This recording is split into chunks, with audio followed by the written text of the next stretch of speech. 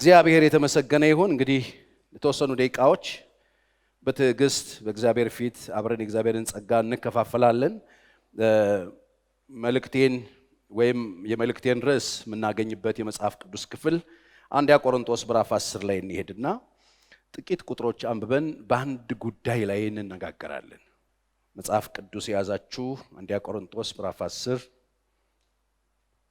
ከአንድ ቁጥር ጀምሮ እስከ 7 ድረስ ያለውን ላንብበው። ወንድሞች ሆይ ይህን ታውቁ ዘንድ እወዳለሁ። አባቶቻችን ሁሉ ከደመና በታች ነበሩ፣ ሁሉም በባህር መካከል ተሻገሩ፣ ሁሉም ሙሴን ይተባበሩ ዘንድ በደመናና በባህር ተጠመቁ፣ ሁሉም ያን መንፈሳዊ መብል በሉ፣ ሁሉም ያን መንፈሳዊ መጠጥ ጠጡ። ይከተላቸው ከነበረው ከመንፈሳዊ አለት ጠጥተዋልና ያም አለት ክርስቶስ ነበረ። እግዚአብሔር ግን ከነርሱ በሚበዙት ደስ አላለውም፣ በምድረ በዳ ወድቀዋልና። ምክንያት እነዚህ ክፉ ነገር እንደተመኙ እኛ ደግሞ እንዳንመኝ ይህ ምሳሌ ሆነልን። ሕዝቡም ሊበሉ ሊጠጡ ተቀመጡ፣ ሊዘፍኑም ተነሱ ተብሎ እንደተጻፈ ከነርሱ አንዳንዶቹ እንዳደረጉት ጣዖትን የምታመልኩ አትሁኑ። 4 ነጥብ የምፈልገው የመጨረሻውን ቁጥር ነው። በዚህ መጽሐፍ ቅዱስ ክፍል ላይ እንግዲህ ታውቃላችሁ፣ እኔ ስለ ቆሮንቶስ አላወራም። ጸሐፊው ሐዋርያ ጳውሎስ ነው። የጻፈላቸው ሰዎች ቆሮንቶሳውያን ናቸው። እንደናንተ በጣም ብዙ ነገር ውስጥ ኖረው የሚያውቁ ሰዎች ናቸው። መጥተዋል። ጌታ ኢየሱስ ያድናቸዋል ተብለው በጸጋ ነው የምትድኑት የሚል ትምህርት የሚያስተምር ሰው ነው ጳውሎስ። ታውቃላችሁ፣ የጸጋ አገልጋይ ነው። በጣም ታዋቂ የጸጋ አገልጋይ ነው።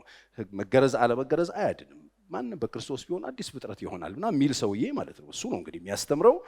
ስለ ጸጋ ነው ያወራላቸው። በጸጋ ድናችኋል ነው የሚለው። ጌታ አድኗችኋል፣ ምንም ስራ የለም። ጌታ ታድጓችኋል፣ ኢየሱስ ክርስቶስ ሰጥቷችኋል ይሄንን ደህንነት ብሎ እንግዲህ በዚህ ጳውሎስ በዚህ ነው የሚታወቀው። ብዙዎች እንደውም ይሄ በጣም አባላጊ ነው አይነት ነገር የሚሉት እኮ እሱን ለመቀበል በጣም ተቸግረው ነበር፣ ሐዋርያነቱንም ትምህርቱንም። ምክንያቱም ሰዎችን ባለጌ የሚያደርግ ነው ይመስላቸው ሰዎች። ምንም ቅድመ ሁኔታ የለም፣ ጌታ ለመዳንህ የሚያድንህ ኢየሱስ ነው ብሎ የሚያስተምር ሰው ነው። ግን አሁን 10ኛው ምዕራፍ ላይ ምን አግኝቶት ነው ሰዎቹን ወደ ኋላ የሚመልሰው ያላችሁ እንደው በጣም ሲሪየስ ነገር መታወቅ አለበት ነው የሚለው። ወንድሞች ሆይ ይህን ታውቁ ዘንድ እወዳለሁ። አንድ ሚስ ያደረግነው አንድ የጣልነው ዕውቀት አለ። ምንድነው እሱ ዕውቀት ሲባል የጣልነው ዕውቀት አባቶቻችን በሙሉ ከደመና በታች እንደነበሩ ማወቅ አለባችሁ። እነሱ ይከተላቸው ከነበረው ጋራ ሲኖሩ ከእርሱ ጋር በሚሄዱበት ጊዜ ሁሉም በባህር መካከል ተሻግረዋል። ሁሉም የቀረ የለም። እስቲ ጌታ ያሻገረው ሲባል ያሻገረኝ ጌታ የሚል ሁሉም ነው። ትንሽ የተሻገረ ደግሞ ያልተሻገረ ሰው የለም መሃላቸው። ሁሉም አባቶቻቸው ተሻግረዋል።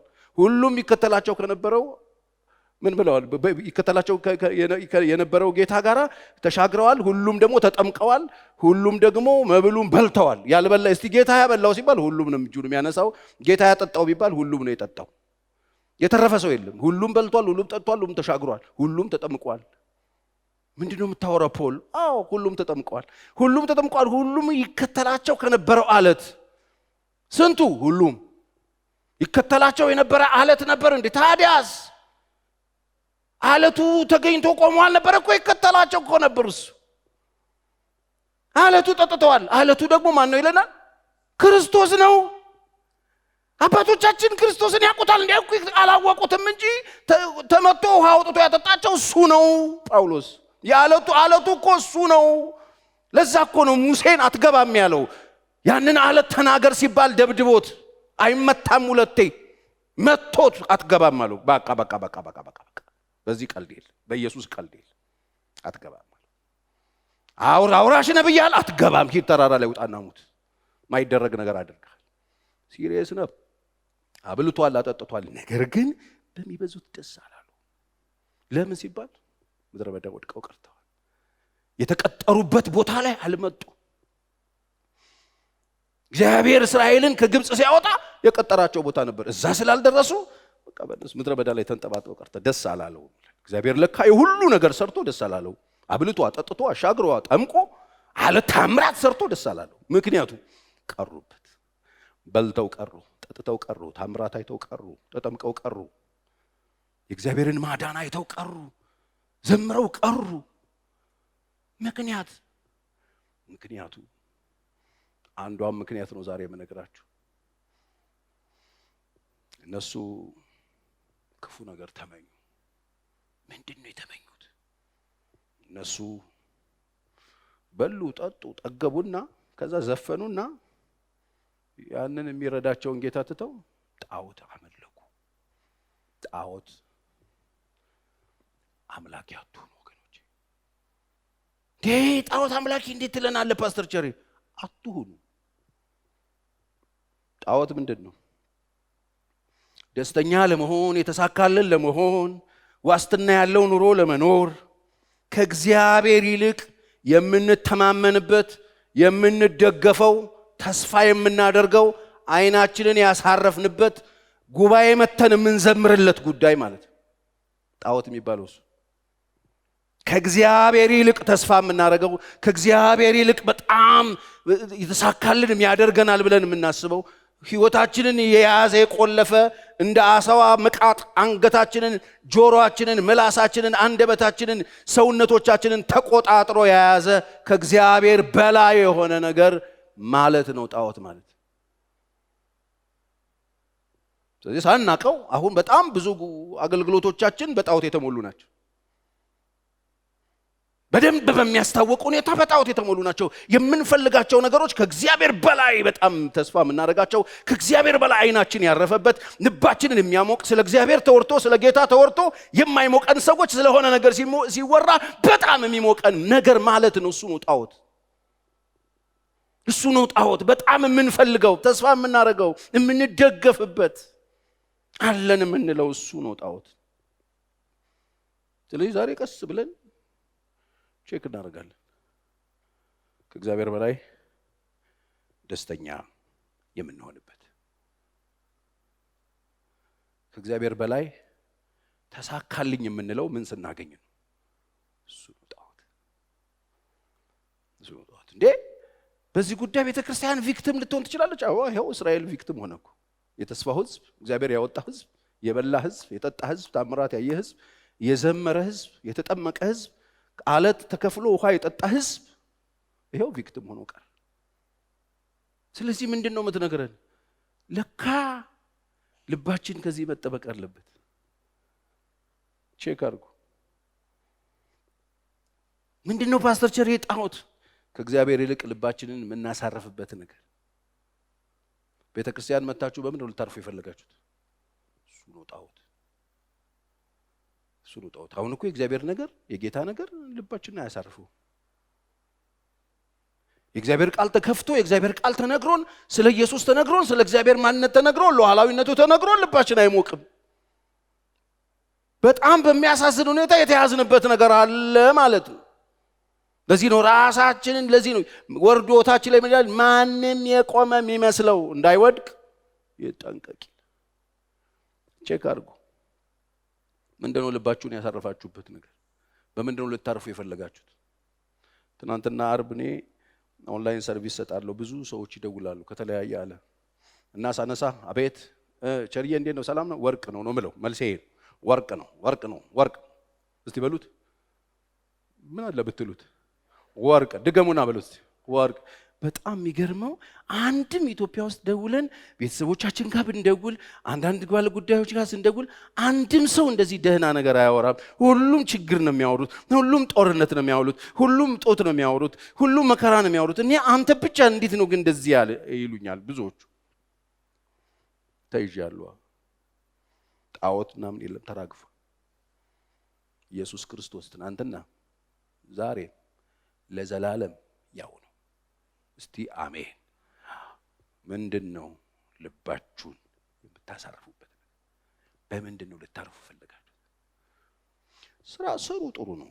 ነግዱ፣ ጥሩ ነው። ተማሩ፣ ጥሩ ነው። አግቡ፣ ጥሩ ነው። ውለዱ፣ ጥሩ ነው። በጣም ጥሩ ነው። ግን በምንድነው ልባችሁ ድግፍ ልታርጉ የፈለጋችሁት? በሀብታችሁ ቁጥር ነው? በገንዘባችሁ ቁጥር ነው? በጣም በምትፈልጓቸው አቺቭ እናደርጋቸዋለን ብላችሁ የምታስቧቸው በዛ ነገሮች ላይ ልባችሁን ለማሳረፍ ፕሮሰስ ላይ ናችሁ። እናንተ ሰዎች መቼም አታርፉ። ቁርጣችሁ ነው። ለምን የጀመራችሁት ሌላ መሞዳሞድ የጀመራችሁት ሌላ አምልኮ ነው። ሌላ ነገር እንዳይመስለው። ጣዖት ማለት እኛ እንደምናስበው የሆነ ነገር ሰርቶ ብቻ የሆነ ቦታ ነው። እሱም ነው። እስራኤል በምድረ በዳ ጣዖት የትን ያመለከው ካልከኝ ጥጃ ሰርቶ እነሆ ከግብጽ ምድር ያወጣን አምላክ ብለው ይሰግዱ የነበረው ለጥጃ ነበር። ከግብጽ ምድር ያወጣን አምላካችን ይሄ ነው ያሉ ለሰሩት ወርቃቸውን አውልቀው ለገነቡት ጥጃ ይሰግዱለት ነበር። ያወጣቸውን በደመናና በእሳት የመራቸውን ትተውት እሱ ነው። መንገድ ላይ የምንጠለፍባቸው ፍቅሮች ናቸው ጣዖት። የመጀመሪያው እሱ ነው። ስለዚህ ልብን የሚመረምር አምላክ አለ። ታውቃላችሁ ምንድነው ልባችሁ ያረፈው? በምንድነው ነገም ልታርፉ ዛሬም ያረፋችሁት ነገም ለማረፍ ፕሮሰስ እያደረጋችሁ ያላችሁበት ጉዳይ ምንድነው? ነግሬያችኋለሁ። እዚህ ስትመጡ ትመረመራላችሁ። በሽታችሁ ላይ በረከት አንሰጣችሁ። ሲብተማችሁን አናክምም፣ በሽታ ነው የሚታከሙ። የሰዎችን ሲብተም እያከምን በበሽታቸው አንገላቸው። ተመርመሩ፣ ልባችሁን መርምሩ። መጽሐፍ የሕይወት መውጫ በዚያ ነውና አጥብቀህ ልብህን ጠብቅ። ልባችሁ ውስጥ ምንድን ነው ያስገባችሁት? ቼክ አድርጉት። መጽሐፋችን ሲናገር 1 ቆሮንቶስ 4:5 ስለዚህ በጨለማ የተሰወረውን ደግሞ በብርሃን የሚያወጣ የልብንም ምክር የሚገልጥ ልባችን ምን እየመከረ እንዳለ የሚያውቅና የሚገልጥ ጌታ እስኪመጣ ድረስ ይላል። ጊዜው ሳይደርስ አንዳች እያለ ይቀጥላል። ልባችሁን የሚመረምር ጌታ አለ። ልባችሁን በምንድን ነው ያሳረፋችሁት? ልባችሁ ውስጥ እረፍት ምንድን ነው ለእናንተ? ወገኖቼ ቆም በሉና አስቡ። የተቀየረ ነገር የለም። እናንተ ደካሞች ሸክም የከበደባችሁ ሁሉ ወደ እኔ ኑ፣ እኔ ምን አረጋችኋለሁ? አሳርፋችኋለሁ ያለው ኢየሱስ። እንግዲያው ኢየሱስ ስለማያሳርፍ አይደለም ህዝቡ እንደዚህ ቀውላላ የሆነው፣ እንደዚህ የተምታታበት የሆነው፣ እንደዚህ ግራ የገባው የሆነው፣ አሳዳጊ የበደለው የመሰለው። ለዛ እንዳይመስላችሁ ልቡ የተወሰደበት ነገር ስላለን ጣዖት አለ። በተለይ ሲበሉና ሲጠጡ ሲጠግቡ ይረሱታል። ረሱት፣ በሉ፣ ጠገቡ፣ ከዛ ዘፈኑ፣ ከዛ ጣዖትን እንዳመለኩ ጣዖትን የምታመልኩ አትሁኑ አለ። ምንድነው የሚያረገን እሱ ካላችሁ ከእግዚአብሔር ይለያችኋል፣ ወደ ኋላ ያስቀራችኋል። ስለዚህ ከእግዚአብሔር ይልቅ ልባችሁን የምታሳርፉበት እሱ ጣዖት ይባላል። ብቸኛ እረፍታችን ክርስቶስ፣ የእረፍታችን ባለቤት ክርስቶስ። እስቲ እጃችሁ እንደዚህ አድርጉ። ጌታ ሆይ የእረፍቴ ባለቤት አንተ ነህ። ቆም በሉና እሱን አስቡ። ረፍ የምትሉት በሌላ ነገር አይደለም። በሌላ ነገር ማረፍ የጀመራችሁ ቀን ቻው። ጌታ ነው እረፍታችን ያዝ። ሁለተኛው የሚገዛን የገዛን ነገር የሚመራን ነገር ምንድነው? ጋይድ እያረጋችሁ ያለው ገዝቶ እናንተ ላይ የሰፈረው ነገር ምንድነው? የተቀመጠባችሁ ነገር ምንድነው? መሪያችሁ ምንድነው? ቼክ አድርጉ። ከእግዚአብሔር ይልቅ የገዛችሁ ነገር ካለ፣ ከእግዚአብሔር ይልቅ ላያችሁ ላይ የከፈለባችሁ ነገር ካለ፣ ከእግዚአብሔር ይልቅ ጋይድ እያረጋችሁ ያለ ነገር ካለ እሱ ነው ጣዖት። እሱ ነው ጣዖት። እንደነው ሰንጋላ፣ እንደና ዳልሞቲ፣ እንደነ ጨብሳ ምናምን የሚባሉ መናፍስቶች ጮሆም ይወጣ ላይሆን ይችላል። በቃ ይጋልብሃል። የእግዚአብሔርን ስም እያስጠራ እያዘመረ ይጋልብሃል። ቤተ ክርስቲያን እያስተከለ አገልጋይ ከሆነ እያስተከለ እየጋለበ የገዛችሁ ነገር ምንድነው? ይመራችሁ ምንድነው? ቼክ አድርጉ። በምን ተገዛ? መጽሐፍ ቅዱስ ከአባቶቻችሁ በወረሳችሁት በከንቱ። ከንቱ ምንድነው ስትሉ ብር፣ ወርቅ ከንቱ አለ። በሚያልፍ ብርና ወርቅ አልተገዛችሁ፣ በክቡር በክርስቶስ ደም ተገዝታችኋል። የከፈለብን ደም ምን ገዝቷችኋል ይላል። ለጨረታ የቀረባችሁ ሰዎች አላችሁ። ጌታን ከተቀበላችሁ በኋላ ለኢየሱስ ሕይወታችሁን ከሰጣችሁ በኋላ ፎር ሴል ብላችሁ የለጠፋችሁ ምን ለማለት ፈልጋችሁ? ኦልሬዲ ከተገዛን በኋላ ግዛኝ እንገዛለሁ ምናምን ብለን ዘመርን አይደል? በቃ ከተገዛን በኋላ እኮ ባለቤት አለን ማለት ነው። ከዛ እሱ ነው ጋይድ የሚያደርገን ማለት ነው። ከሱ ውጪ የገዛችሁ ነገር ካለ፣ የከፈለባችሁ ነገር ካለ፣ ዋጋ አውጥቻለሁ ብሎ በእናንተ ህይወት ላይ ባለስልጣን የሆነ ሱስ ሊሆን ይችላል። ታውቃላችሁ ገዢዎቻችን ብዙ ናቸው፣ አለቆቻችን ብዙ ናቸው። ሲጋራ አለቃ ሊሆን ይችላል፣ መጠጥ አለቃ ሊሆን ይችላል፣ ጫት አለቃ ሊሆን ይችላል፣ ሌሎች አልኮሎች አለቃ ሊሆኑ ይችላሉ። በምድር ላይ ያሉ አለቆች ብዙ ናቸው። ህይወታችንን ተቆጣጥረው የፈለጉትን እያስደረጉን ሊኖሩ የሚፈልጉ አለቆች። ዝሙት አለቃ ይሆናል፣ ገንዘብ አለቃ ይሆናል። ይመጣና ላይ ከሰፈረብህ በኋላ እመነኝ ጌታን እየጠራህ እኮ ነው ማወራል። አሁን እኮ ፈተና የሆነው እንደዚህ አይነት ነገር ለይተን ማወቅ አንችልም። ይሄ በጣም ጥንቃቄ እንደ ላብራቶሪ የሚታይ ነው። በእግዚአብሔር ቃል በደንብ አቅርበን ስናየው ባክቴሪያው ይገኛል። ችግሩ ቫይረሱን ማየት እንችላለን። የዛን ጊዜ ምንድነው የገዛችሁ? መጽሐፍ ቅዱስ በከንቱ ነገር አልተገዛችሁም። የተከፈለባችሁ እግዚአብሔር ኢንቨስት ያደረገው ልጁን ነው። የከፈለባችሁ ደም ነው። የገዛችሁ ነገር ነው። እሱ ነው ጣዖት የሚባለው። ወገኖቼ ከእግዚአብሔር ይልቅ ምንድነው ውላችሁ ላይ የሰፈረው? ከእግዚአብሔር ይልቅ ጋይድ የሚያደርጋችሁ የሚመራችሁ ምንድነው? የገበያ ሁኔታ ነው? ፖለቲካ ነው? ሌሎች ነገሮች ናቸው? ምንድነው ህይወታችሁን ተቆጣጥሮ እየመራችሁ ያለው? እንደ ጥላ ማትይዙትን እያባረራችሁ ያላችሁት ነገር እሱ ነው። ክርስቲያን ህይወቱ በክርስቶስ ኢየሱስ ደም ተገዝቷል። የሚመራበት የተሰጠው መንፈስ ቅዱስ ይባላል። መንፈስ ቅዱስ ነው። በእግዚአብሔር መንፈስ የሚመሩ እነዚህ የማ ልጆች ናቸው? የእግዚአብሔር ልጆች ናቸው። አባ አባት ብለን የምንጮህበትን የልጅነት መንፈስ ተቀበልን እንጂ እንደገና ለፍርሃት የባርነት መንፈስ አልተቀበልንም። መሪያችሁ ማን ነው? ማን ነው ጋይድ የሚያደርጋችሁ? እሱ ነው ጣዖት። ጋይድ እያደረጋችሁ ጠዋት ተነስቶ ከእንቅልፍ ቀስቅሶ ብድግ የሚያደርጋችሁ ነገር ምንድን ነው? የሚመራችሁ ምንድን ነው? የሚያሯሩጣችሁ ነገር ምንድን ነው? የሰፈረው ነገር ምንድን ነው? ላያችሁ ላይ ያለው ነገር ምንድን ነው? ቼክ አድርጉ። ከእግዚአብሔር ይልቅ የገዛን የሚመራን ነገር እሱ ጣዖት ይባላል። ማስተዋል ይስጠን። አሜን። ስለዚህ ለማን ነው የተገዛሁት? ለማን ነው የተገዛችሁት? ሲጀምር ለምን ለማታምኑ ትገዛላችሁ? ለማትተማመኑበት ለምን ትገዛላችሁ? ፈቃድ ያላችሁ በጎች ናችሁ። እንደ ቄራ በጎች አይደላችሁ። የቄራ በግ ፈቃድ የለውም፣ የፈለገው ነው የሚገዛው። እኛ ግን በፈቃዳችን ገዢያችንን መምረጥ የምንችል በጎች ነው። ገዢያችንን መምረጥ እንችላለን። የቄራ በግ ገዢውን አይመርጥም። የፈለገው ሰው መጥቶ ፒክ አድርጎት ነው የሚወስደው። እኛ ግን የፈለገው ፒክ ያደርገንም፣ የፈለግነው ነው የሚገዛል። ስትመርጡ ማንን መረጣችሁ? ለማን ተገዛችሁ? ማንን ሾማችሁ ህይወታችሁ ላይ?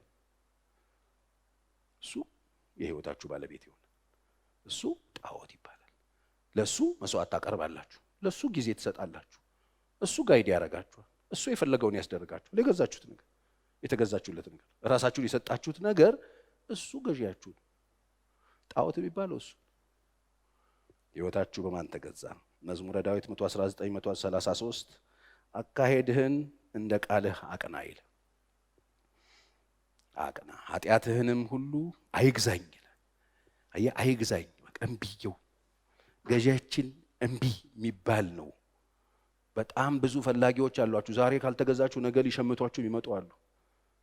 ከእናንተ ፎርሴል እስከለጠፋችሁ ድረስ ስንት ነው የሚል ይመጣል። መጨረሻው ነገር እናሽጥልኝ የሚል ይመጣል። ገንዘብ ከለጠፋችሁ ገንዘብ ይመጣል። የለጠፋችሁት ምናምን ነገር ካለ እሱ ይመጣል። አማራጮች ይመጣሉ። ከተገዛችሁ ግን ገዢ የለውም። ኦልሬዲ ማይሸጥ ዕቃ ስንት ነው ተብሎ አይጠየቅም።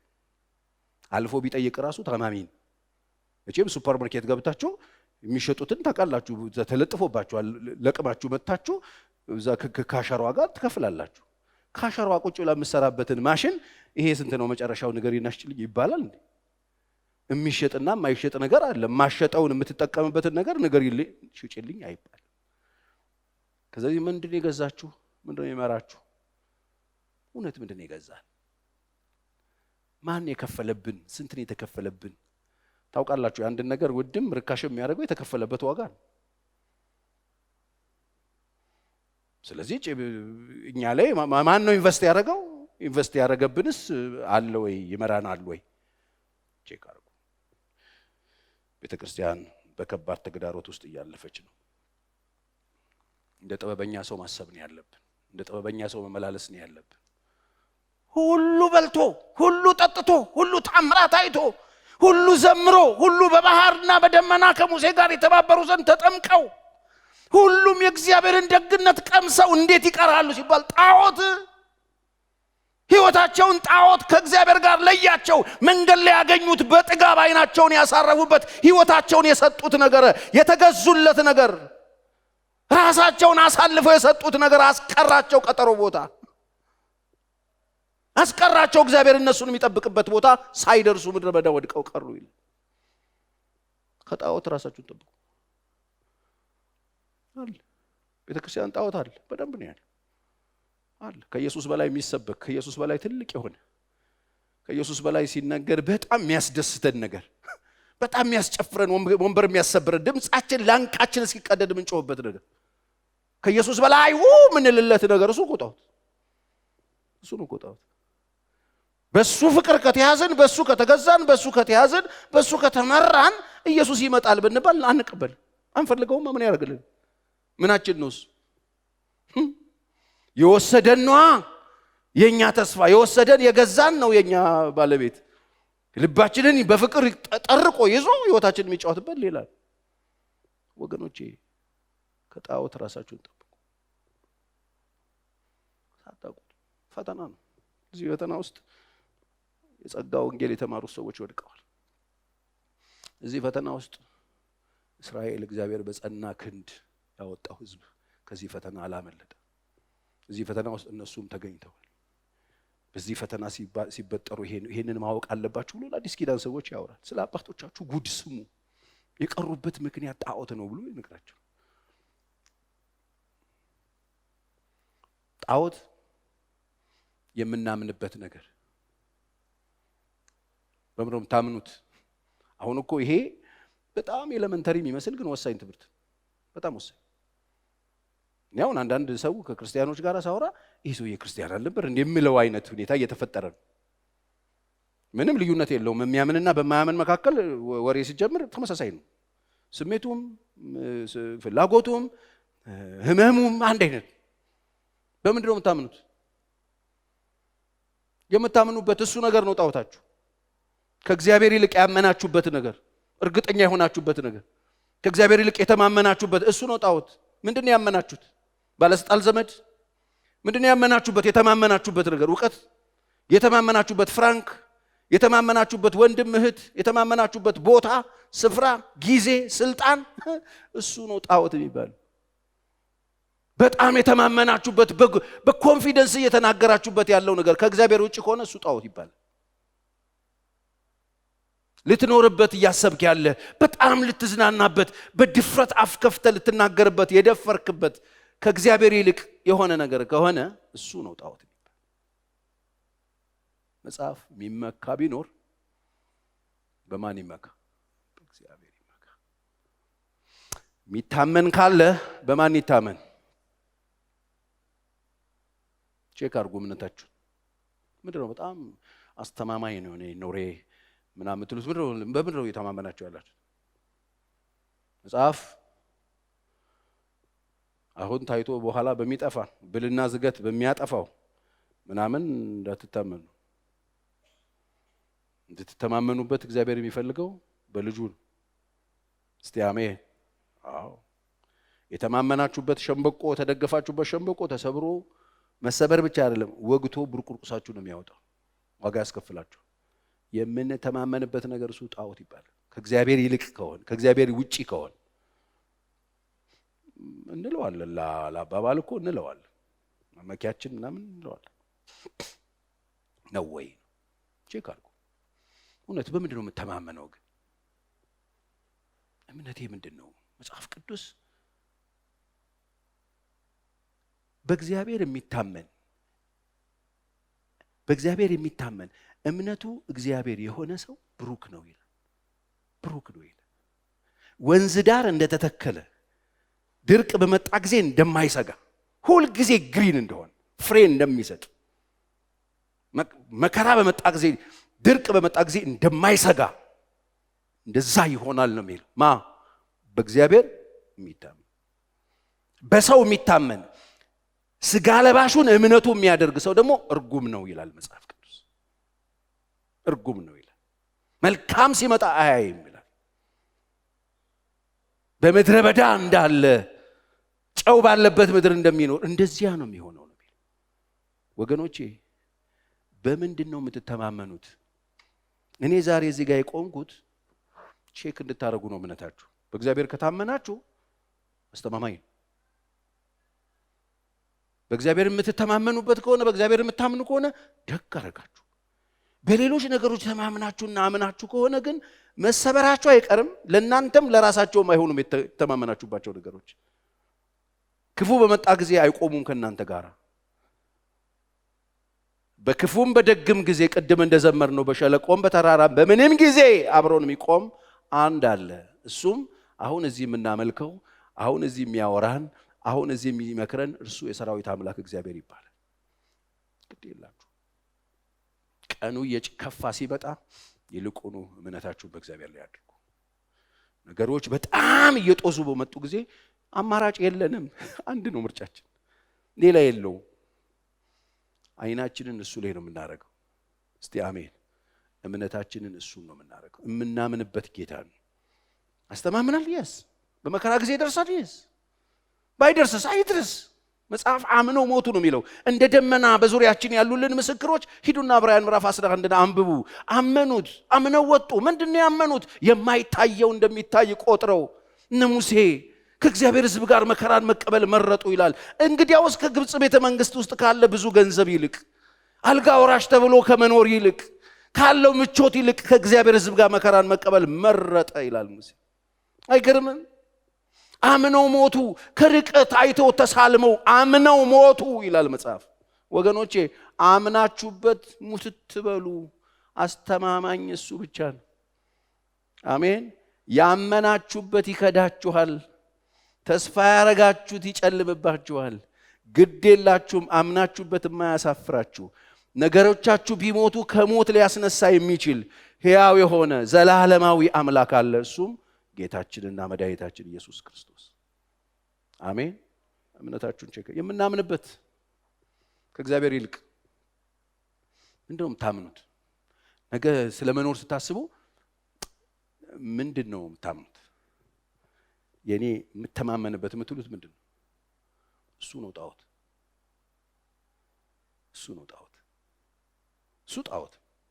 ጧትና ማታ እያጨስክለት መስዋዕት እያቀረብክለት የምትኖረው ለሱ። ቸርች መጣህ እንጂ የዘመርከው ለሱ። ጣዖት አምላኪን የምንተማመንበት አንድ ነው። እሱ አልፋና ኦሜጋ የሆነው ጌታ ነው። ያንዳንዱ ሰዎች ድፍረት በጣም እያስደመመኝ ነው። በጣም እያስገረመኝ ነው። እንደ አለማወቅ እኮ ደፋር የሚያደርግ ነገር የለም ዓለም ላይ። እንዴት በእምነት እንደሚናገሩ አካውንታቸው ውስጥ የሆነ ነገር ስላለ እንዴት እንደሚተማመኑ፣ ንብረት ስለያዙ እንዴት እንደሚተማመኑ፣ ስልጣን እንዴት ተማምነው በኮንፊደንስ እንደሚያጠፉ፣ እንዴት እንደተማመኑበት ማለት ምን ማለት ነው? እንደዚህ በድቡልቡሉ 45 ዓመት ሆኖ ነው እንደ ወረድከው ከሰማይ? እዚህ ምድር ላይ አልኖርክም እንዴ? ሰው ሲወድቅ አላየህም እንዴ? ስልጣን ሲሻር አላየህም እንዴ? ሀብት እንደ ጉም ሲበን አላየህም እንዴ? ትናንት የሀብታም ልጆች ይባሉ የነበሩ አደገኛ ውሻ አለ የተባለበት ግቢ ቆንጆ አምባሻ አለ ተብሎ ተጽፎ አላየህም እንዴ? እንደዚህ የተምዘገዘጉ ሲወድቁ አላያችሁም እንዴ? ተው፣ ተማመኑበት። ዛሬ የገቡ ነገሮች ሁሉ በኢየሱስ ስም መራገፍ አለባቸው። እስቲ በደንብ አሜን በሉ።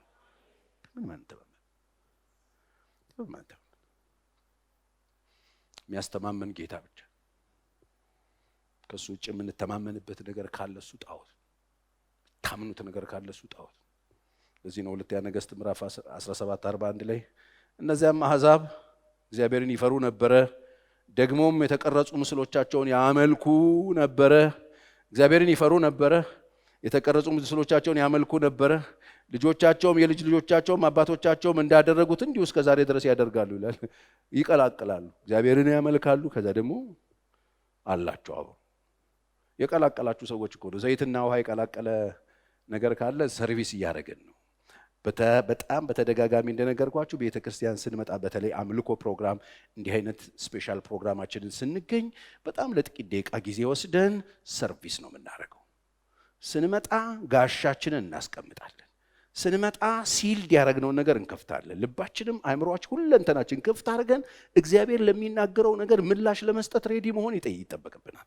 ለምን ካላችሁኝ እዛ 6 ቀን የምትቆዩበት ሜዳ ውስጥ አሸናፊ እንድትሆኑ፣ እዛ 6 ቀን ተዝረክርካችሁ እንዳትውሉ፣ ምሳሌ እንድትሆኑ፣ እግዚአብሔር አምላክ መሆኑን እንድታውጁ፣ እንድታስተዋውቁት፣ በመከራችሁ ጊዜ አብሯችሁ የቆመላችሁን የጸናላችሁን የሕይወታችሁ ባለቤት የከፈለባችሁን አልፋና ኦሜጋ የሆነውን የማይሻረውን የዘላለማዊውን ጌታ ይዛችሁ እንድትወጡ በቤት ስትሄዱ እምነት ይዛችሁ እንድትሄዱ በሥራ ቦታ ስትሄዱ እምታምኑትን ለይታችሁ እንድትሄዱ በምትወጡበትና በምትገቡበት ሁሉ ምሳሌ እንድትሆኑ ይሄው እኮ ሰው አንድ ሰው አጣናሉ እንደውላለን ምንም ሰላም አያወሩም ጦርነት ፍርሃት ችግር ምናምን ነው የሚያወሩት ምንድነው አሉኝ እንጃ እኔ የተቀበልኩትን ነው የማወራው እኔ የገባውን ነው የማወጣው የገባው እሱ ነው የገባው ኢየሱስ ነው በጨለማዬ ላይ ብርሃን ይብራ ያለው እሱ ነው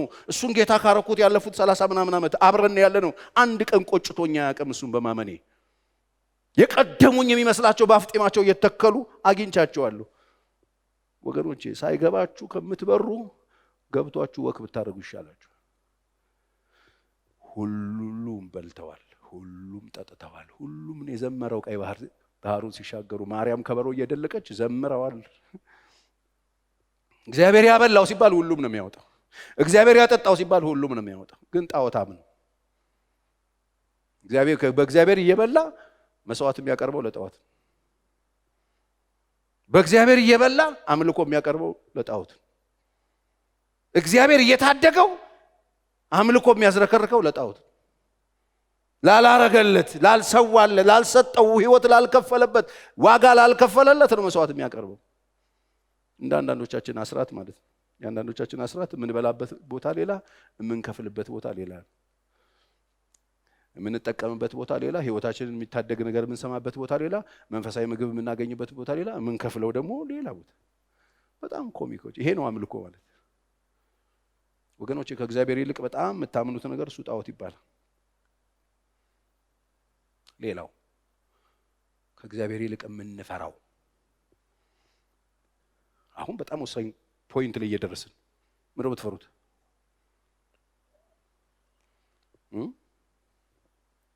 ከእግዚአብሔር ይልቅ በጣም የምትፈሩት ነገር ምንድን ነው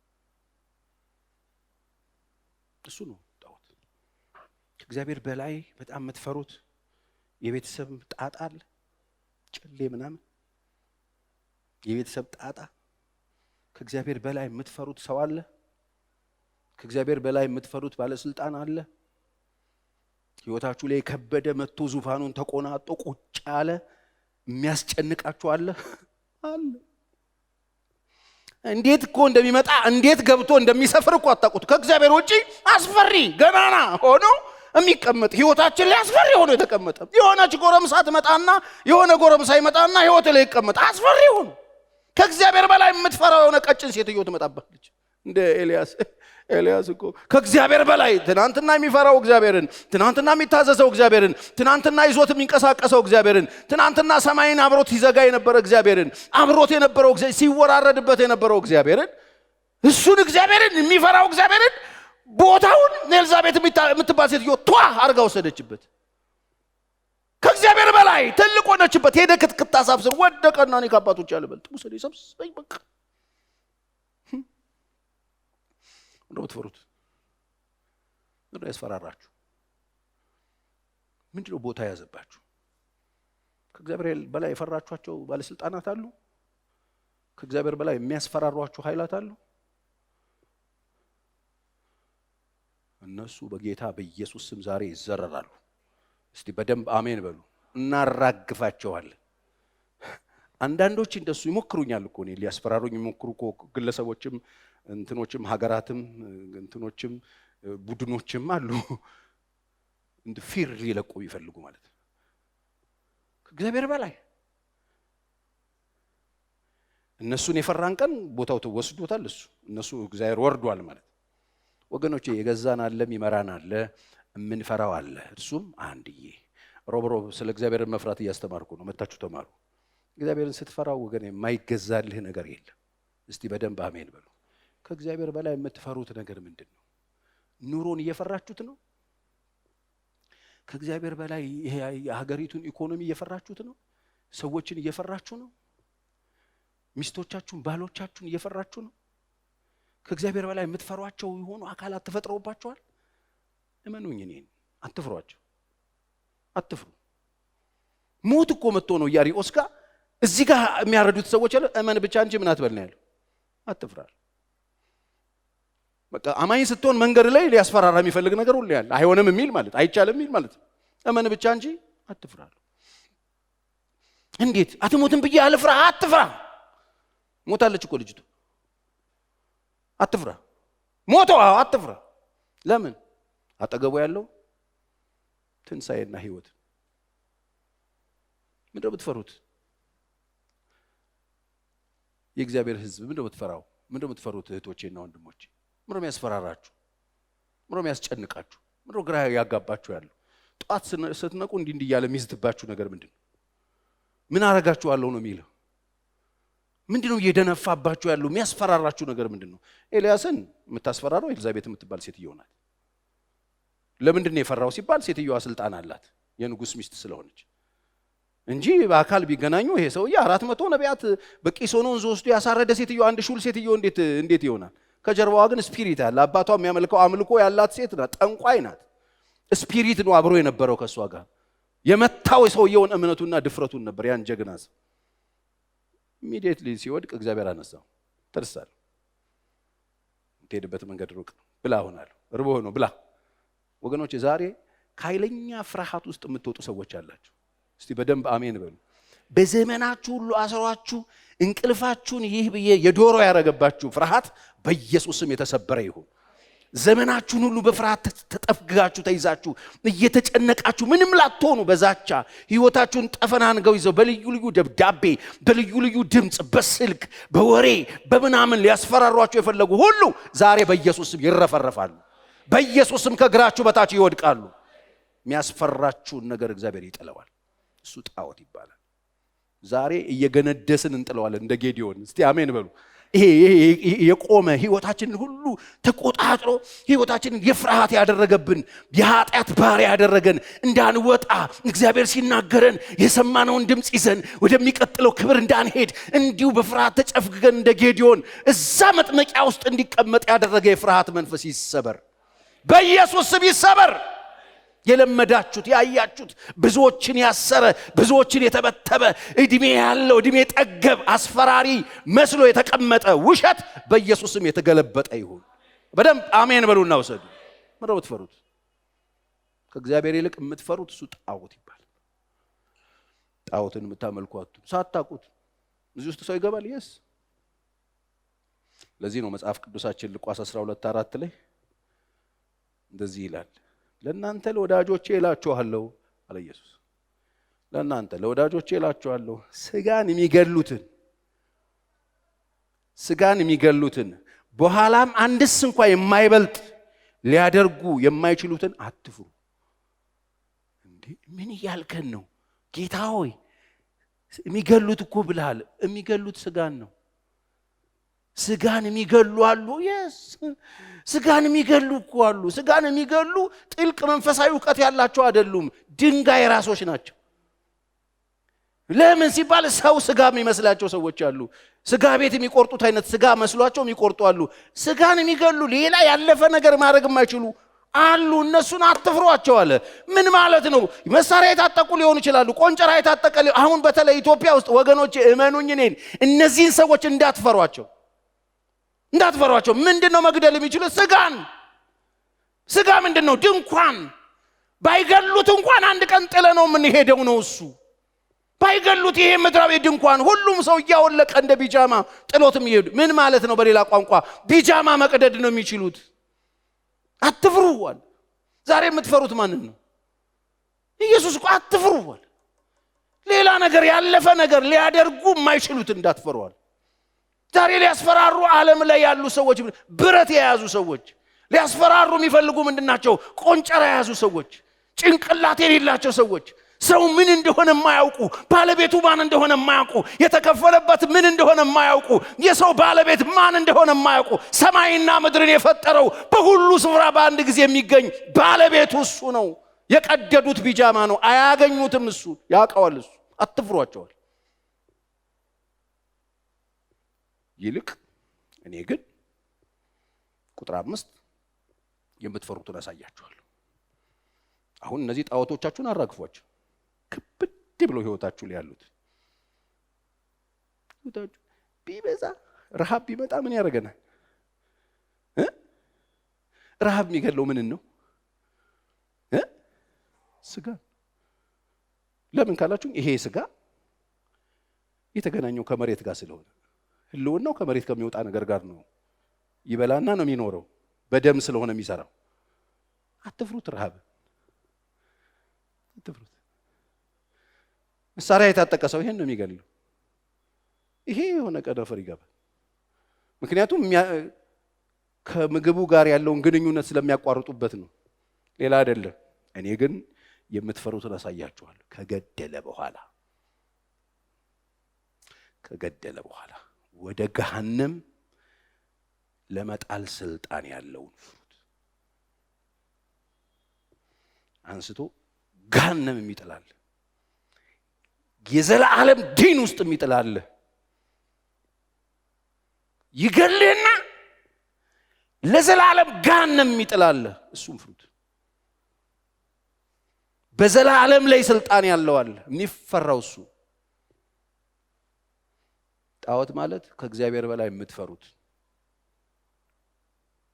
ከፈራችሁት ትሰግዱለታላችሁ፣ ከፈራችሁት መስዋዕት ታቀርባላችሁ፣ ከፈራችሁት ህይወታችሁን ይቆጣጠራችኋል፣ ከፈራችሁት ገዝቷችኋል፣ ከፈራችሁት ከእግዚአብሔር በላይ ቦታውን ይዞታል፣ ህይወታችሁ ላይ ተቆጣጥሯል።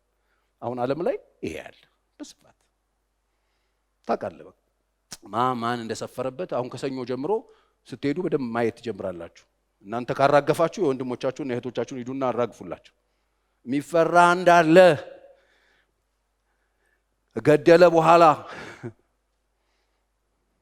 ከገደለ በኋላ ገሃነም የሚጥላል። እነዚህ ከገደሉ በኋላ ገሃነም አይጥሉም። እዛው የሞትክበት ቦታ ነው ጥለው የሚሄዱት። እነዚህ ከገደሉ በኋላ ረሃብ ቢገልህ እዛው ነው የሚጥልህ፣ ሰው ቢገልህ እዛው ነው የሚጥልህ። ምንም አያመጡ። ከገደለ በኋላ ግን ገሃነም አለ። እርሱን ፍሩት። አሁን እላችኋለሁ እርሱን ፍሩት። ወገኖች የሚፈራ አንድ ብቻ ነው፣ አልፋና ኦሜጋ ይሆን። አሜን። እሱን ከፈራችሁ ሌላ ለማንም አትሰግዱ። እሱን ከፈራችሁት ሌሎቹ ያስቋችኋል። ታውቃላችሁ መናፍስቶች፣ አጋንንቶች ትልቁ ጉዛቻቸው እገላለሁ ነው አይደል? ሰምታችሁ ታውቃላችሁ? እገላለሁ ምናምን ነው የሚለውና ምን ትሉት መሰላችሁ? ከዚህ በኋላ ሲዝት በእናትህ ግደለኝ በሉት። በቃ እኮ ጣልቃ እኮ ትኬት ሊያስቆርጥላችሁ ነው ማለት ነው። ወደ ቤት እንሄዳለን አይደል? ምን ነው ረሳችሁት? ከረሳችሁት አስታውሳችኋለሁ። እንሄዳለን ጌታ ጋር። እስቲ ጌታ ጋር መሄድ የሚፈልግ ከጌታ ጋር መኖር የሚፈልግ የሚናፍቅ ሰው አንተ አሁን እውነትህን ነው? እስቲ ከፍ እግዚአብሔር ይባርክ። ትፈልጋላችሁ? በምንድን ነው የምትሄዱት? እሱ ካልመጣ እኮ የምንሄደው ሞተን ነው አይደል? ስለዚህ ይሄ ምን እያደረገን ነው ማለት ነው? እዛ እንድንሄድ ሊያደረገን ነው ማለት። ለእኔ ህይወት ክርስቶስ፣ ሞት ደግሞ ጥቅሜ ነው ነው የሚለው። ስለዚህ ሞት ጥቅም ነው። ስለዚህ የሚዝትብን ምን እሰጣችኋለሁ እያለን ጥቅም ነው። ራሳችሁን አታጥፉ እንጂ ገዳይ ካገኛችሁ ሙቱ። እሺ ምን ነው ገዳይ ካገኘ ሙት። ራስን እንዳታጠፋ። ገዳይ አግኝተን ነው እንዴ? ራሳችሁን እንዳታጠፉ። ገዳይ ያገኛችሁ ማለት እኮ ትኬት ቆርጠላችሁ በራሱ ወጪ አለቀ። አንተ ራስን አታጥፋ እንጂ ወይ መጣ እንደ ቸርዬ ትንሽ እኮ እንድትሰራልኝ ፈልጌ ነበር። ማን ነው እንድትመጣ ያደረገ? ስራዬን ያበላሽ። አለቀ። እሱን አንስቶት ገሃነም ይጥለዋል። እኔን ግን መጣ በቃ ግባ የኔ ልጅ። ሃሌሉያ። ለእኔ ህይወት ክርስቶስ ነው፣ ሞት ደግሞ ምኔ ነው አለ። ጥቅም ነው። እገልሃለሁ እገልሻለሁ እያሉ አይደል የሚያስፈራሯቸው? እባክህ መቼ ነው በሏቸው። ሞት አያምም። እሺ የሚያመው መኖር ነው። የሚያመው ገቢዎች ነው። እውነት ውሸት? አዎ ሀገር ውስጥ ገቢ ደስ አለህ አይደል? ቦታው ላይ መጣሁልህ። እግዚአብሔር ይባርከኝ። የቤት ኪራይ ነው የሚያመው፣ ጤፍ ነው የሚያመው፣ የልጆች ትምህርት ቤት ነው የሚያመው ሐሜት ነገር ነው የሚያመው መኖር ነው። ሞት እኮ አያም። የሞቱ ሰዎች አይታችኋታል? ጭ ብሎ ግርግር አይሰሙ። የምሬን እኮ ነው የሚል ሞት።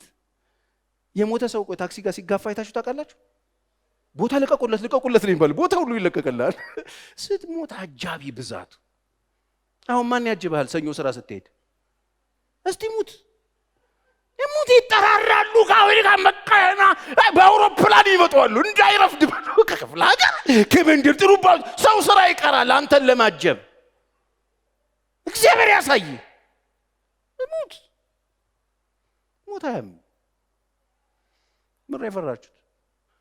የምትፈሩትን ሌላ ያሳያችሁ። ከገደለ በኋላ ገሃነም ይጨምራል። ይሄን አትፍሩት። ዌልካም ነው የሚባለው። ሰይጣን ትልቁ ኃይሉ ይሄ ስለሆነ ብዙ ሰው እንዳልሞት ሲታመም እንዳልሞት ዶክተርዬ ሞታለሁ። ምን እያልክ ነው? አትሞትም። በቃ ተነስተህ እዚህ ለመኖር ነው እንዴ እንደዚህ በጣም ተሳቀቀው? እስቲ አስቡት። አንዳንድ ነገር ከመጣ ትኬት ከሆነ ዌልካም በሉት። የምሬን እኮ ነው። አንዳንድ ሰው እኮ መኖሩ ምን ያደርጋል የምትሉት አይነት ሰው በጣም መኖር ይፈልጋል። ጸልዩልኝ ልጆቼ ጸልዩልኝ የሚሉ ሴትዮ ቢኖሩ ምንድነው የሚያደርጉት? ነቃ ሲሉ ባገኙት አቅም ተጠቅመው አሁንም ለእርግማን ከሆነ እሳቸው ይሄዱ ነው የሚሻለው። ለምንድነው ችግሩን በጣም ይጨምሩት? ወገኖቼ የምትፈሩት ነገር ከእግዚአብሔር ይልቅ ካለ እሱ ጣዖት የወርቅ ጥጃ ብቻ ከመሰላችሁ ተሳስታችሁ። ቼክ አድርጉ። የምትፈሩት እሱ ይሆንላችሁ። አሜን። የሚያኖራችሁ እሱ ነው። አሜን። መጀመሪያችሁ እሱ፣ መጨረሻችሁ እሱ። ዛሬ ያላችሁበትን ሁኔታ ያውቃል። ዘላለም የምትኖሩበትን ስፍራ የሚያውቅ ለእናንተ ህይወት መስዋዕትነትን የከፈለ ኢየሱስ ክርስቶስ ብቻ ነው። እሱ ፍሩት። አሁን የሚሄድበት ሰዓትን ደርሷል። ልጄ ጢሞቴዎስ እነ ጳውሎስ የሚሄዱበት የሚታረዱበት ምናምን ሮም አደባባይ ላይ አንገቱን እኮ ሊቆርጡት ነው። አሁን መስዋዕት መሆንበት ሰዓት ደርሷል ይላል። ማለት የሚሞቱበትን ሰዓት ሁሉ ያውቁታል ማለት አሁን ደርሷል። በቃ መጽሐፉንና በርኖሶቹን እንትና ቤት ያሉትን ይዘህልኝና ምናምን ይላል። መሞቴ ነው ጢሙዬ እኔን ሊገሉ አላለ ደርሷል። ኑዛዜ በል እንግዲህ አንተም ተጠንቀቅ።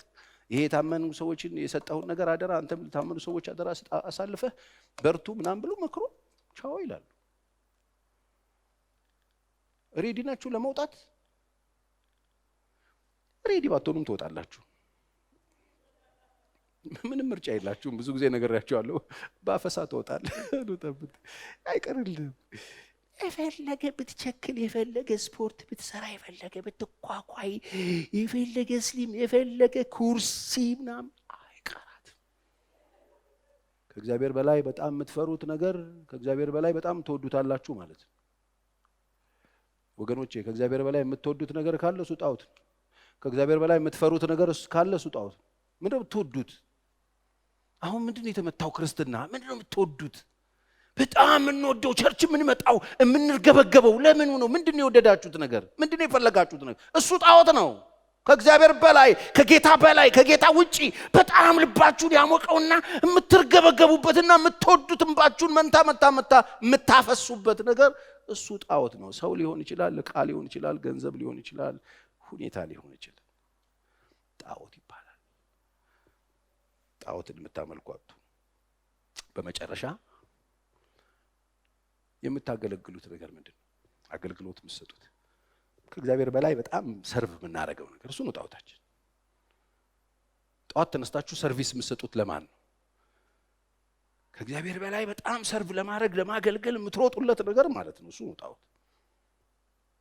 ምን እያገለገላችሁ ነው ያላችሁት? አገልግሎታችሁ ምንድን ነው? ሰርቪስ የምትሰጡት ለማን ነው? የማን አገልጋዮች ናችሁ? እዚህም እዛም ሆናችሁ የምትሰሙ ከእግዚአብሔር ውጪ ሰርቭ እሱ ጣዖት ነው። ግለሰቦች ብትሆኑ አገልግሎት የምትሰጡት ለማን ነው? ሲነጋላችሁ ማን ነው ሰርቭ የምታደርጉት? ትንፋሽ የሰጣችሁ ይሄ ያስገብታችሁ የምታወጡትን አየር የሰጣችሁ መንግስት የለም፣ ግለሰቦች የሉም፣ እንትን ተቋም የለም። እሱ ነው የሰጣችሁን ከሆነ ሰርቭ የምታደርጉት ሰየው። ግን ትንፋሽ ሰጥቷችሁ እሱ ትንፋሽ የሰጣችሁን ጥላችሁ ትንፋሽ ያልሰጣችሁን ሌላ የምትሰግዱለት የምታገለግሉት ሰርቭ የምታደርጉት እሞትልሃለሁ የምትሉት እሱ ጣዖታችሁ። ምንድን ነው የምታገለግሉት? ጉልበታችሁን ለማን ነው እየሰጣችሁ ያላችሁት? ዘመናችሁን ለማን ነው እየሰጣችሁ ያላችሁት? ጊዜያችሁን ለማን ነው እየሰጣችሁ ያላችሁት? ሰርቭ የምታደርጉት ማንን ነው? ቼክ አድርጉ። እግዚአብሔር ቤት ውስጥ ቸሪ እንደዚህ እያገለገልነስ ለዚህ ነው ጳውሎስ ፊልጵስዩስ እስር ቤት ውስጥ ሆኖ ያለቀሰበትን ደብዳቤ ሄዱና አንብቡ። ደብዳቤ እያለቀሰ የጻፈበት ቦታ ሄዳችሁ ስትመለከቱ አሁን የምጽፈው እያለቀስኩ ነው ይላል ፊልጵስዩስ ምዕራፍ 3 ላይ። ይሄን ስጽፍ እያለቀስኩ ነው። ለምን ታለቅሰው? ምን ያስለቅሳል? ኖ አንዳንዶች የክርስቶስ መስቀል ጠላቶች ሆነው ይመላለሳሉ። ይመላለሳሉ። እንዴት? በምንድን ነው የምንለያቸው? የምትለያቸው ሆዳቸው አምላካቸው ነው። አምላካቸው ሆዳቸው ነው። ሰርቭ የሚያደርጉት ሆዳቸው ነው። እነሱ ነው የሚያስለቅሱ። ይመላለሳሉ አሉ መካከላችሁ። አገልግሎት የሚሰጡት ለሆዳቸው ነው። ሆድን ነው የሚያገለግሉት። እንዲሁ ጳውሎስ ሌላ ጭማሮ የለህም? ምልክት አለኝ። ክብራቸው በነውራቸው ነው። ክብር የሚሉት ነውርን ነው። ነውረኞች ናቸው። ነውርን እንደ ክብር ይቆጥሩታል። ክብረ ቢሶች ናቸው። የኔ የሰጣቸውን ጌታ የሰጣቸውን ክብር ሳይሆን ክብር የሚሉት ውርደትን ነው። የከበረው ጌታ እያለ የተዋረደ ነገር ለነሱ ክብር ነው። ክብራቸው ነውር ነው። ነውርን እንደ ክብር የሚቆጥሩ ናቸው። ሌላ የላቸው። ምልክት አላቸው። ምንድነው ምልክታቸው? ሐሳባቸው ምድራዊ ነው። ስለዚህ አገልግሎታችሁን ቼክ አድርጉ። ሐሳባቸው ምድራዊ ነው። መጨረሻቸው ደግሞ ጥፋት ነው። መጨረሻቸው ጥፋት ነው። ለፊልጵስዩስ ሰዎች ጳውሎስ እንባውን እያዘራ የጻፈው መልእክት ላይ ይሄን ነገር አገልግሎት ሆድ የሆነለት ሰው አለ። ሆድ ከሞላ በቃ ሰርቪሱ ተሳክቶ ሆድ ነው ዋናው። አምላካቸው ሆዳቸው ነው። ከርስ ነው አገልግሎታቸው። ወገኖቼ እግዚአብሔርን ለማገልገል ነው ምድር ላይ ያላችሁት። ሕዝቤ ያመልከኝና ያገለግለኝ ዘንድ ልቀቅ እንዳለ እግዚአብሔር ከልዩ ልዩ ስርዓት ውስጥ እግዚአብሔር የፈታችሁ እንድታመልኩት፣ እንድታገለግሉት ነው። ሰርቪስ እንድትሰጡት። ምንም ቦታ ላይ ተቀመጡ፣ ቤተክርስቲያን ተቀመጡ፣ ቀበሌ ተቀመጡ፣ መንግስት መስሪያ ቤት ተቀመጡ፣ እዛ ሚኒስቴር መስሪያ ቤት ተቀመጡ። እግዚአብሔር ወታደሩን ምንም አይነት ስልጣን ቦታ ላይ ሆን ቁጭ የምትለው ሀገርን ልታገለግል ነው። እግዚአብሔርን ልታገለግል።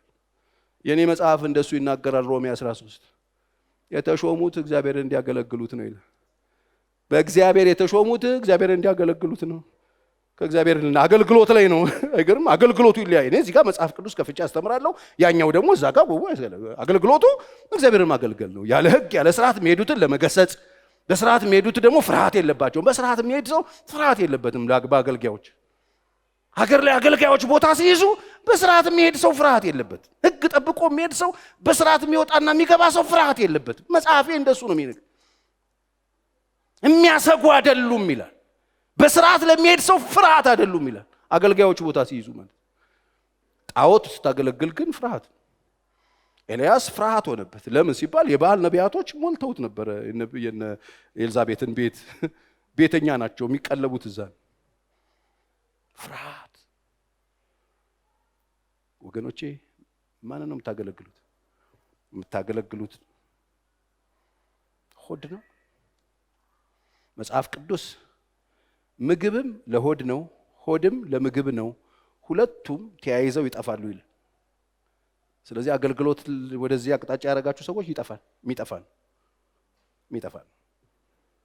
ሐሳባቸው ምድራዊ ነዋል ነው። የኛ ግን ሀገር ቤት ነው በሰማይ ነዋል። ምድር ላይ እንኖራለን እንጂ ሀገራችን ቤት ነው ያለ በሰማይ ነው ይላል። ሰማያዊ ነገር ይጠብቀናል ነው የሚለው። ስለዚህ በጣም ምድራዊ የሆናችሁ ሰዎች አገልግሎታችሁን ቼክ አድርጉ። እሱ ጣዖት ምንም ነገር ስንሰራ ወደ ሰማይ እንደሚሄድ እያሰበ ያገናኘ ነው ሲሆን ለቀቅ ብለን ልክ ለጢሞቴዎስ እንደጻፈለት 6ኛው መልእክት ላይ እግዚአብሔርን ኑሮዬ በቃኛል ለሚሉ ግን እግዚአብሔርን መምሰል እጅግም ማትረፊያ ነው። በቃ ትርፋማ የሚሆንበት ነው። ወደዚህ ምድር አንዳች ይዘን አልመጣንም። አንዳች ይዘን ልንሄድ አይቻልም። በቃ ይሄን ማወቅ አለብን። አንድ ነገር ይዞ የመጣ ሰው የለም። ይዞ የመጣ ሰው አለ እዚህ ቸርዬ ያየኛና የት ታውቃለህ? የተወለድኩበት እኔ እኮ ጋንዲን የተወለድኩት እኔ እኮ አሜሪካን ሀገር የተወለድኩት እኔ እኮ። እሺ ስትወለዱ ምን ይዛችሁ መጣችሁ? ሲወለድ ማን ምን ይዞ መጥቶ ያውቃል? ሲወለድ ማን ምን ይዞ ሲመጣ አይታችሁ ታውቃላችሁ? ከወሬ በስተቀር ገደኛ ይዞ የመጣው ይባላል። ይዞ አልመጣ። ማንም ራቁቱን ነው የመጣው። መጽሐፍ ነው የሚናገረው። ወደዚህ ምድር አንዳች ይዘን አልመጣንም፣ አንዳች ይዘን ልንሄድ አይቻለንም። አይቻለንም። የምንበላው ምግብና የምንለብሰው ልብስ ካለን ይበቃናል። ገንዘብን መውደድ የክፋት ሁሉ ምንድነው አለ? ስር ነው። ገንዘብ አይደለም ያለ፣ ገንዘብን መውደድ የክፋት ሁሉ። አንዳንዶች ይህን ሲመኙ ከሃይማኖት ተሳስተው በብዙ ስቃይ ራሳቸውን ወጉ ይላል። ባለጠጋ ለመሆን የሚፈልጉ ደግሞ በጥፋት በመፍረስ ሰዎችን በሚያሰጥምና በሚጎዳ በብዙ ስቃይና በወጥመድ ውስጥ ይወድቃሉ። ላላ በሉ። እዚህ ጋር የቆምኩት ላላ እንድትሉ ነው። እግዚአብሔር ማስተዋል ይስጠን። ስለዚህ ህይወታችንን ውሸት ውስጥ ወታትፈነው አምልኳችንን አበላሽተን ማገልገል ያለብንን ትተነው ማገልገል የሌለብንን ከርስና ማገልገል የሌለብንን ሁኔታ ማገልገል የሌለብንን ምድር ማገልገል የሌለብንን ነገር ሰርተን ውሸት ላይ ነው ህይወታችንን ጠደነው ምንጨርስ። ሀገራችን በሰማይ ከዛም ይመጣ መድኃኒት አለ። እሱም ጌታ ኢየሱስ ክርስቶስ ይባላል። እሱም ይላል መጽሐፍ ሲናገር ፊልጵስዩስ ከ17 እስከ 21 ሄዳችሁ ታነቡ። እርሱም አለ ሁሉን ለራሱ ሊገዛ እንደሚችልበት አሰራር ይላል ክቡር ስጋውን እንዲመስል የተዋረደው ስጋችንን ይለውጠዋል ይላል። ስለዚህ ይሄ የሚዋረደው ስጋችን እሱ ይለወጣል። ይሄ የሚሞተው የማይሞተውን ይለብሳል። እስቲ አሜን በሉ። ይሄ ተስፋ እንጂ እዚህ ጋር ያቆመኝ ሌላ ምን ያለ መሰላችሁ? ምን አለ መሰላችሁ? ምድር ላይ ምን ያለ መሰላችሁ? ጣዖት ማለት ከእግዚአብሔር ይልቅ አገልግሎት እየሰጠ ነው ያለ ነው። የከፈለብን ሌላ፣ ሰርቪስ የምንሰጠው ሌላ፣ ህይወታችንን የታደገ ሌላ፣ ህይወታችንን የሸለምነው ሌላ፣ የሚጠብቀን ሌላ፣ ደሞዝ የምንከፍለው ሌላ፣ የሚረዳን ሌላ፣ የረዳን ብለን የምንደፋለት ሌላ፣ የሚያስፈራው በሁሉ በግርማ ሞገስ ያለው ሌላ፣ የምንፈራው ሌላ ፍጡር። ሰይጣንን በጣም የሚፈሩ ክርስቲያኖች አሉ። ምን ኃይለኛ አስተማሪዎቻቸውም ኃይለኛ ነው አሁን የሚጮህ ብለዋቸዋል። ኃይለኛ ሲባል የሆነ ከእግዚአብሔር በላይ ከፍ ያለ ጥቁር እግዚአብሔር የሚመስላን ሰዎች አለን። ሰይጣን ፍጡር ነው። የፈጠረው ደግሞ እግዚአብሔር ነው። የጣለውም እግዚአብሔር ነው። ከእግዚአብሔር በላይ የሚያስፈራ ሰይጣን የለም። በጣም ሰይጣንን የምትፈሩ ሰዎች ቁጭ ብላችሁ የመናፍስት ነገር የምትወዱ የምትጎረጉሩ መንፈሳዊ ሚስጥራትን ወገኖቼ ከፈራችሁ እግዚአብሔርን ፍሩት። መናፍስቶችን አትፍሯቸው። ድሮም ነበሩ፣ ዛሬም አሉ፣ ወደፊትም ይኖራሉ። መናፍስቶች አይሞቱ። መንፈስ ሞቶ ስለማያውቅ አረድኩት ገደልኩት አሏችሁ፣ ውሸት ነው። ሰይጣን አይሞት። የሚሞት ሰይጣን የለ። መንፈስ አይሞት። አንድ ቀን ሲጨረስ ታስሮ ይጣላል። አለቀ። የሚቃጠለውም ለዘላለም ልቅ ብሎ አመድ ሆኖ ዱቄት ሆኖ አያልቅም። ዘላለም ነው የሚቃጠለው። ሰይጣንም ሰውም ታውቃላችሁ ዘላለማዊ ናቸው። ሰውም ዘላለማዊ ነው። እዚህ ምድር ላይ የሚኖርበት ዘመን ቁጥር አለ እንጂ ዘላለማዊ። ለዚህ ነው እኮ ነፍስ ስትሞት ይሄ ድንኳን ውልቅ ይላል፣ አንተ ትሄዳለህ ወደ ቤት። ዘላለምን የምታሳልፉበት ቦታ ነው የሚለያየው እንጂ ዘላለማዊ ናችሁ። ከሞታችሁ በኋላ ዘላለማዊ ናችሁ። ዘላለምን የት ነው የምታሳልፉት ነው። እንደ አልዓዛር ቁስላሙ አልዓዛር ታስታውሳላችሁ? እዛ ቀይ ግምጃ ይለብስ የነበረው ሰውዬ በር ላይ እንዳለው ድሃ አልዓዛር ልትኖሩ ትችላላችሁ። በሬል ላይ ቀይ ግምጃ ለብሰው ደግሞ እንደ ኖረው ባለጠጋ ሰው ልትኖሩ ትችላላችሁ። ሁለቱም ሞቱ ይላል መጽሐፍ። በጣም እኮ የሚገርም ነው። ሞት እኮ ሁለቱንም እኩያ ነው የምታደርገው። ትመጣና ሁለቱም ሞቱ ይላል። አልዓዛር አብርሃም እቅፍ ገባ ይለናል። ያ ደግሞ ቀይ ግምጃ የለበሰው እዛ እሳት ውስጥ ገባ ይለናል። በጣም የሚገርም ነገር ነው። ሞቷል እኮ አይደል? ምድር ላይ ተቀብሮ እንትና በቀደም እኮ ጥሬ ስጋ አብረን በልተን ተብሎለት ሊሆን ይችላል። አዝማሪው ሸልሞኝ ሊል ይችላል እኮ። ሰውየው በጣም ባለጠጋ ነው። እድሜውን በሙሉ ባለጠጋ የነበረ ሰው። አልዓዛር ደግሞ ያ እንዲሁ ሳይደላው ምስኪን ክልትው አለ። ይሄ ምስኪን እንደው በድህነት አረንቋ ውስጥ ሳይወጣ ምን ነው እግዚአብሔር ሆይ ይሄንን ድሃ እንደዚህ ውሻ እንደላሰው ሞተ ይላል። የቆሙ ሰዎች መሬት ላይ ያሉ ሰዎች የአልዓዛር ለቅሶ ዝም ብላ በእንትናት መሬት ነገር የሆነች ኮሪደር ነገር ናት። በቃ እዛው ሰፈር ነው፣ ውሾች ያሉበት ሰፈር ነው ለቅሶ። የአልዓዛር ለቅሶ፣ የቀይ ግምጃው ለቅሶ ደግሞ በጋሪ ቴምር የሚበላበት ለቅሶ ሊሆን ይችላል። አንዳንድ ለቅሶ እጂ አንተ ኬክ ቤት ነው የመጣው ነው ኬክ የሚዞርበት ጌታ ምስክሬ ኬክ የጀበናዎቹ አይነቶች እንዴ ጀበናዎቹ ብልጭልጭ ለምን እያየዋቸው ጀበናዎቹ ምናምን ይሄም ለቅሶ ነው ያኛውም እንዲያሉ ሰዎች ያሉበትም ቤት ለቅሶ ምንም በደንብ ያልበሰለ ስንዴ ቆሎ ያለበትም ለቅሶ ቤት ይሄ መሬት ላይ ያለው ትዕይንት ነው ከዚህ በኋላ ያለው ትዕይንት ግን ይገርማል ይሄ በነጠላቸው እንደዚህ ብሎ የሚያለቅሱ ያዘቀዘቁ ምስኪን ሰዎች አብረውት ከአልዓዛር ጋር እዛው ሻስር የነበሩት ሰዎች ኩንቱ ብለዋል አልዓዛር እዚህ ጋር በድኑ ይዘው ቀብሩ የት ነው ሲባል በቃ ቀበሩት ነው ሲባል ታውቃላችሁ ዳ ሲሞትና ባለጠጋ ሲሞት የታወቀ ነው አይደል አፈር ነበር ወደ አፈር ተመለሳለህ ከተቱት በቃ የለም ባዶ ያኛውስ በአንድ ማቆም እኮ ነው የሚቀራቸው አሁን በአንድ ምናምን የሆነ ቫዮሊ ምናምን ያሶች ደግሞ ይመስለኛል አያያዙ ወደዛ እየሄደ ነው ዩኒፎርም ምናምን አለ ምንም ነገር ሰውየው ምንም ሲያረጋ አይተነው ማናቀው ዘግቶ ሲበላ ዘግቶ ሲጠጣ ዘግቶ ሲኖር የነበረ ሰውዬ ዘግቶ ሲማግጥ የነበረ ሰውዬ ሲሞት ማታጫ ቤቱ ድሽ የሚያረጉ ድሽ አሁን ድሽ ለዚህ ሰውዬ ድሽ ትላላችሁ አንዳንድ ድሽዶች ልክ አይደሉ እሱ ሞተ የሚገርመው እዛ ሆኖ እሳት ውስጥ አልዓዛርን አየው ይላል አሻቅቦ አንተ አባቴ አብርሃም ይላል ያ ገና ቴምር ምናምን ኩኪስ እየዞረ ነው በጋሪ እኮ እየተገፋ ነው ቢራ ውስኪ ሁሉ አለ ለቅሶ ቤት ሰውዬው ሲጫሉ ከዛስ አብርሃም ምንድነው የምትጮው ምናምን እባክህ አባቴ ተቃጠልኩ እንደው ጣቱን በውሃ ነክሮ እንደው ምላሴ ላይ ውሃ አድርግልኝ አልዓዛርን ላከው ይላል አንተ የደፋር ሰውዬ ሞቶም ይደፍራል ሀብታም ታውቃለህ ሊልከው ሲም ላከው እስቲ ይላል አንተ ንቀቱ እኮ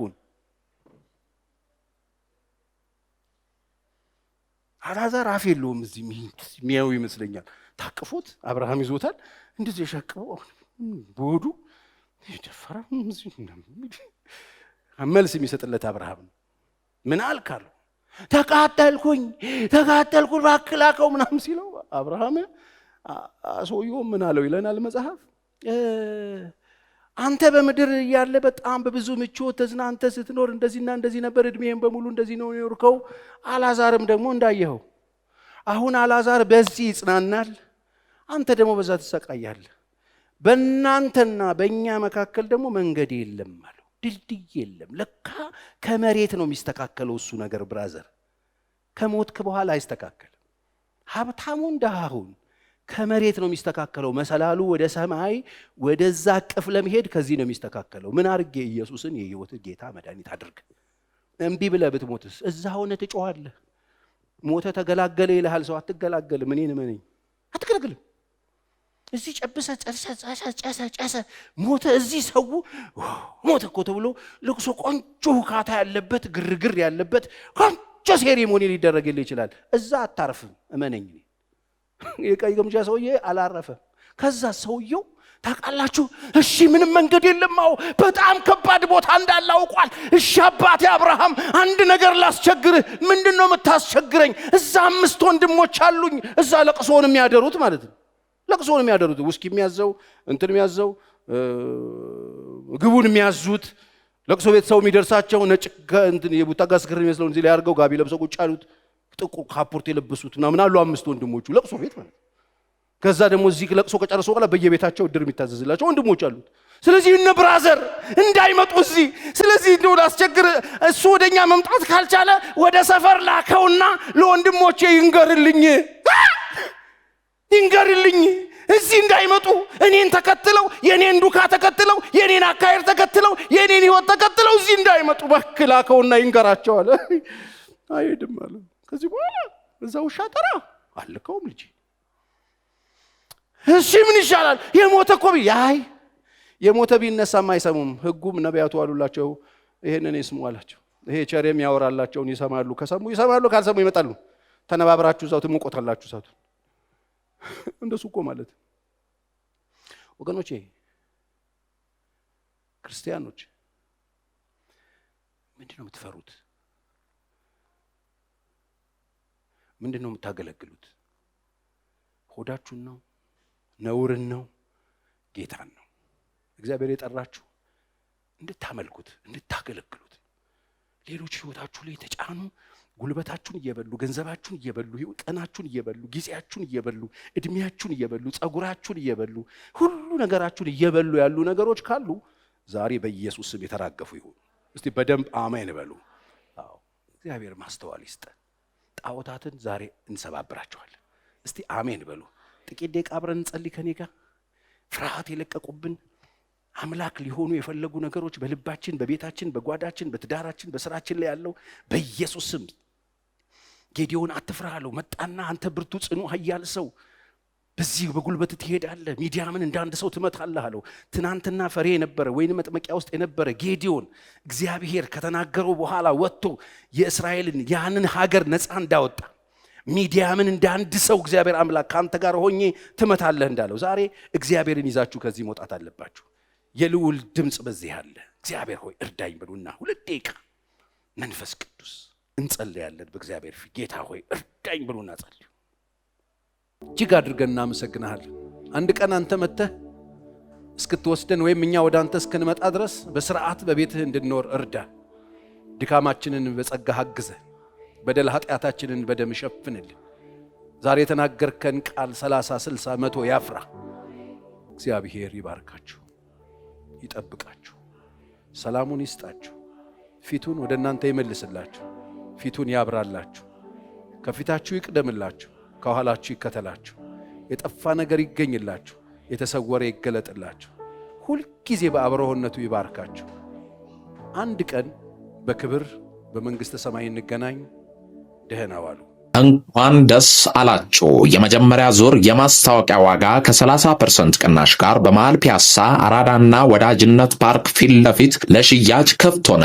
ከ15 ዓመት በላይ በዘርፉ ትልቅ ልምድ ያካበተው ሜሪት ፕሮፐርቲስ ቀድመው ለሚመዘገቡ ሰዎች ብቻ በተደረገ 30% ቅናሽ ባለ 1 መኝታ 10% ቅድመ ክፍያ 500 ሺህ ብር፣ ባለ 2 መኝታ በ10% ቅድመ ክፍያ 840 ሺህ ብር፣ ባለ 3 መኝታ 10% ቅድመ ክፍያ በ1.2 7,000 ብር ከ40% የባንክ ብድር ጋር ማግኘት ይችላሉ። ምን ይሄ ብቻ! በልዩነት ለ20 ደንበኞቻችን ታላቅ ቅናሽ እና ለቤተሰብ አሊያም በቡድን ሆነው ለሚገዙ ደንበኞቻችን ልዩ የቤተሰብ ቅናሽ አቅርበናል። ፈጥነው ይመዝገቡ፣ ከባለ 20ዎቹ አንዱ ይሁኑ። ታዲያ ምን ይጠብቃሉ? አሁን ከታች ባለው ስልክ ይደውሉልን። ሜሪት ፕሮፐርቲስ